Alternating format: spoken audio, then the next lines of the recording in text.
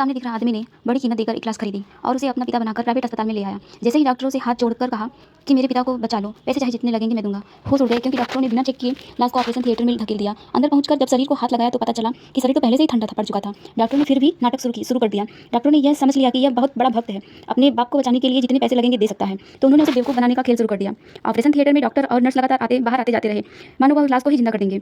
और फिर तभी एक डॉक्टर बाहर आया और बोला, तुम्हारे पिता की हालत बहुत खराब है और जल्दी जाकर बगल वाली दुकान से यह दवा लाओ, और यह दवा सिर्फ वहीं मिलती है। आदमी भागा और एक साथ ढेर सारी दवाइयां ले आया। आधे साल की कमाई लूट गई। लेकिन जब उसने नर्स को दवा दी तब उसने ठंडी भरी नजरों से देखा और कहा, तुम्हें समझ में नहीं आएगा। और फिर होश उड़ गए जब दवा फिर वहीं उसी अस्पताल पर पहुंची जहां से उसने लिया था। और उस दवा वाले को भी डांट पड़ी कि तुमने इतनी सस्ती दवा आखिर क्यों दिया। और फिर डॉक्टरों ने मांग रखी 50 लाख और चाहिए, क्योंकि स्पेशलिस्ट डॉक्टर को बुलाना पड़ेगा। आदमी ने फिर सब कुछ बुला दिया। स्पेशलिस्ट गंभीर चेहरा बनाता हुआ अंदर गया, लेकिन डॉक्टर और नर्स ने अंदर बातें कर रहे और हंसते रहे। आधे घंटे कोई बाहर आता और जाता, एक्टिंग करता। आदमी के पास जो भी पैसा था सब खत्म हो गया। और आखिर में डॉक्टर ने गंभीर चेहरा बनाकर कहा, हमने पूरी कोशिश की कि तुम्हारे पिता को बचा सके, लेकिन नहीं बचा पाए। आदमी रोते हुए कहा, एक बार और कोशिश कीजिए। डॉक्टर ने कहा, हम लाश को जिंदा नहीं कर सकते। और फिर तभी आदमी का चेहरा शांत हो गया और कहा, हाँ तुम तो लाश को भी जिंदा कर रहे थे ना। और फिर सबूत निकाल दिया, यह असली में उसके पिता नहीं है, बल्कि खरीदी गई एक लाश थी, और वह तो कई दिनों से मरी हुई थी।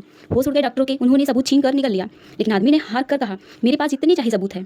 असल में आदमी 5 साल से इसी दिन की तैयारी कर रहा था। 5 साल पहले उसकी पत्नी डिलीवरी के वक्त इसी अस्पताल में आई थी, लेकिन डॉक्टरों ने जानबूझकर ऑपरेशन रोक रखा। बार पैसा ऐठा, जब तक कि उसका जमा पूंजी खत्म न हो गई।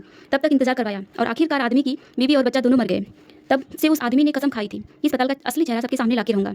और तभी उसने मारने के लिए कुछ गुंडे भेज दिए गए। सबको उसने धूल चढ़ा दिए, क्योंकि उसने इस दिन की तैयारी कर रखी थी, क्योंकि वह पहले से ही तैयार था और उसने सबूत भी इकट्ठा कर रखे थे। और फिर मीडिया के सामने सब कुछ उजागर करने की धमकी दिया। मजबूर होकर अस्पताल के मालिक ने 3 अरब रुपए चुपके से दिए। आदमी ने पैसा खुद नहीं रखे, बल्कि सारे पीड़ित परिवारों में बांट दिए। लेकिन अस्पताल के खिलाफ सारे सबूत भी उजागर कर दिए। और फिर जो हुआ, उसने सारे शहर को हिलाकर रख दिया। भीड़ ने अस्पताल घेर लिया।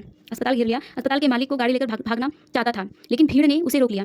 लेकिन फिर उसने गोली चलाई। होश उड़ गए सबके, लेकिन इस बार कोई नहीं डरा। गुस्साई भीड़ ने मालिक को वहीं खत्म कर दिया और इस तरह उसका भी अंत हो गया। आदमी ने साबित कर दिया कि इंसाफ देर से मिले लेकिन कभी गायब नहीं होता। न्याय देर से आता है लेकिन जरूर आता है।